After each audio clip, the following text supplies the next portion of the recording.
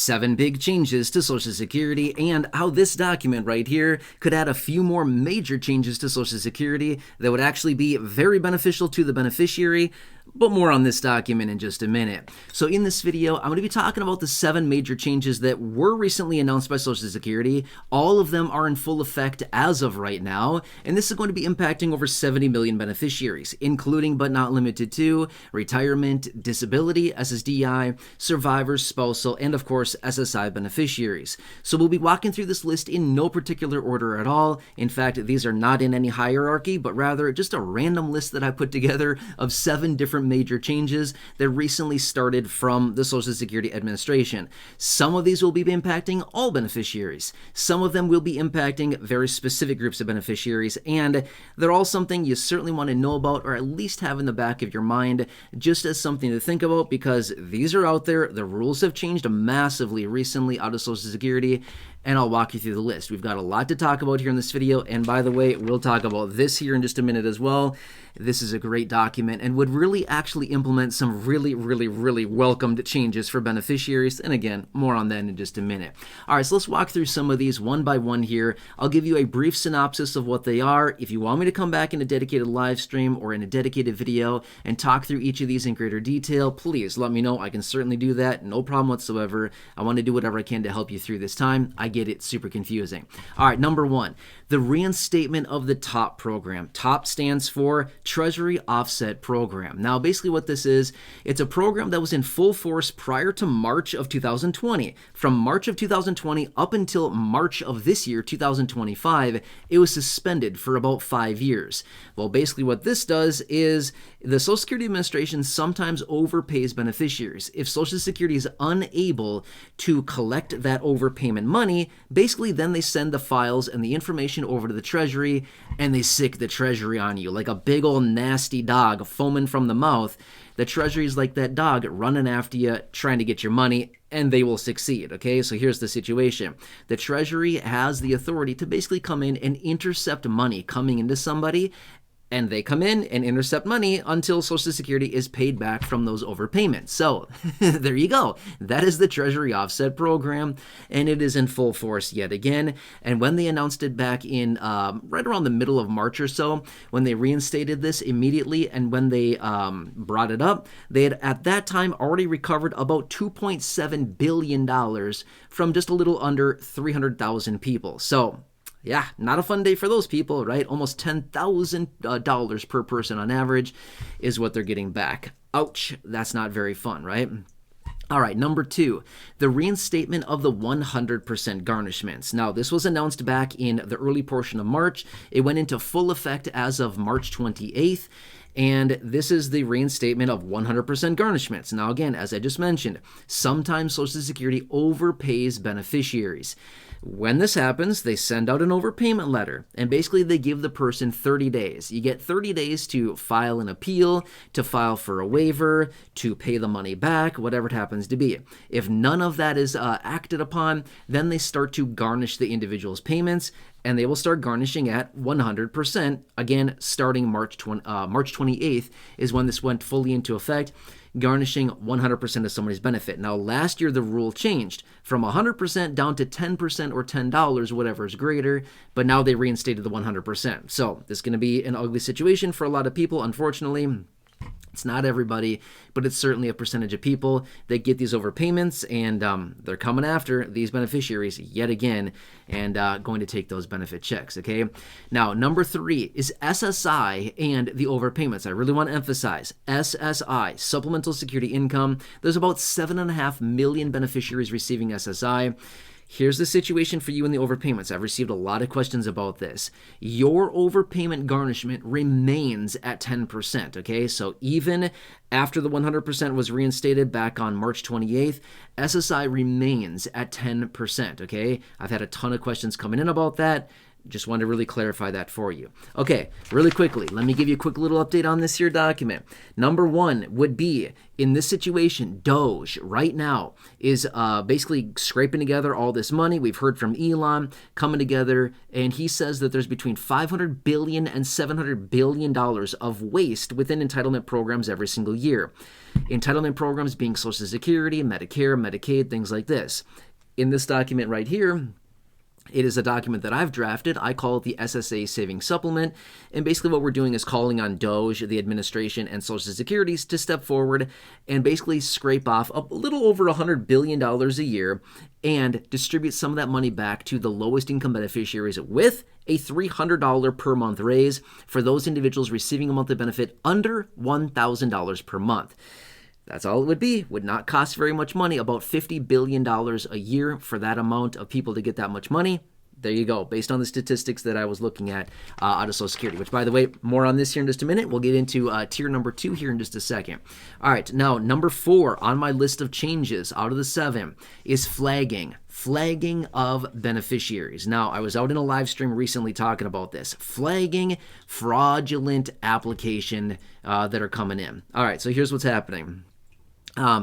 Recently, DOGE implemented some anti-fraud measures within the Social Security database. Okay, how do they work? I'm going to be honest with you, I don't know. I'm not really sure. Okay, I'm not super techie like that. I don't really know how it works, but either way, apparently the super smart DOGE people have implemented some kind of anti-fraud system within Social Security. So here's what's happening. Now they are basically adding flagging. Okay, so you can still submit applications over the phone for benefits. Okay, but out of the roughly 4.5 million phone applications that they get a year, they're going to be flagging about 70,000 of them, or about 1.5% of them will be flagged and will need to be investigated further. / that individual will need to come into a local field office to prove their identity and to complete the application process. Now, I had that live stream out. I can certainly talk about this more in a dedicated video. If you want me to, I can certainly do that, but this is new applicants, by the way. So I want to make that very clear. In this flagging situation, this would just be new applicants. That's number 4. Number 5. Okay, by the way, number 5, we'll talk about that, and then we'll get into here and talk about tier number 2. Okay, number 5 is direct deposits. Okay, direct deposits. That's a really big one right there. When it comes down to you and your money and your direct deposits, you do not need to do anything whatsoever. I've talked about that in extensive detail before in other videos. If you are currently a beneficiary and you are getting your money direct deposited into a checking account, a savings account, direct express card, whatever it happens to be, some people have net spend. There's other cards out there as well. Whatever it happens to be, you're good. If you already have your benefits loaded onto your cards or into your bank account direct deposit, you're fine. The only situation they're changing with direct deposits is if you want to change your direct deposit information, as in you got a new bank account, you're getting a new direct express account, whatever it happens to be. If you're changing the account in which you want the money deposited into, then you would need to do that through your My Social Security account, number 1, or by visiting a local field office and changing direct deposit information there, and of course, proving your identity. Those are the only 2 ways you can do that now, okay? The direct deposit thing, you used to be able to do that over the phone. You cannot do that over the phone anymore. Must be done start to finish, completed either through your My Social Security account or again by visiting a local field office, okay? That is number 5, I think. Yeah, number 5 on my list. All right, now let's talk about this document, tier number 2. Again, in this document here, with that same savings that we're talking about from DOGE, we're asking them to peel off $102.456 billion in my SSA savings supplement, this document right here, and basically share that. Now, tier number 1, remember, was a $300 per month raise for those individuals who are receiving a benefit under $1,000 per month.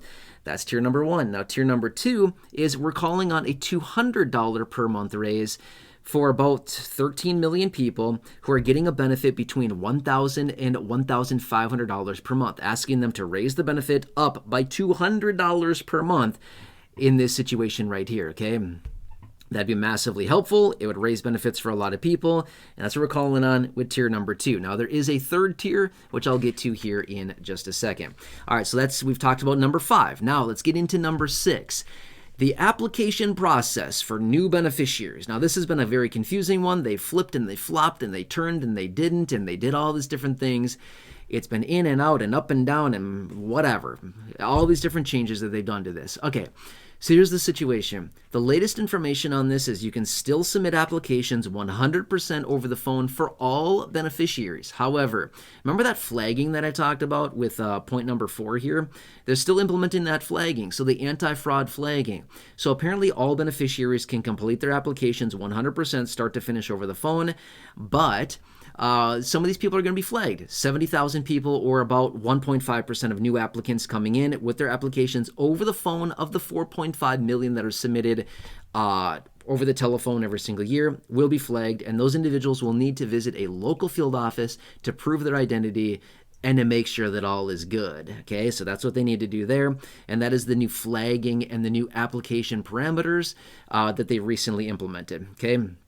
Which, by the way, that was supposed to go into effect back on March 31st, and they extended it out a couple weeks. So just wanted to bring that out to your attention. All right, so that's number 6. Number 7 is the reduction of Social Security payrolls. In other words, the people within Social Security that are working there within the Social Security Administration, from 57,000 down to 7,000 people. Now, again, we know that DOGE is within there, and we know that the whole purpose of DOGE is to make the program and everything within the government more efficient, okay?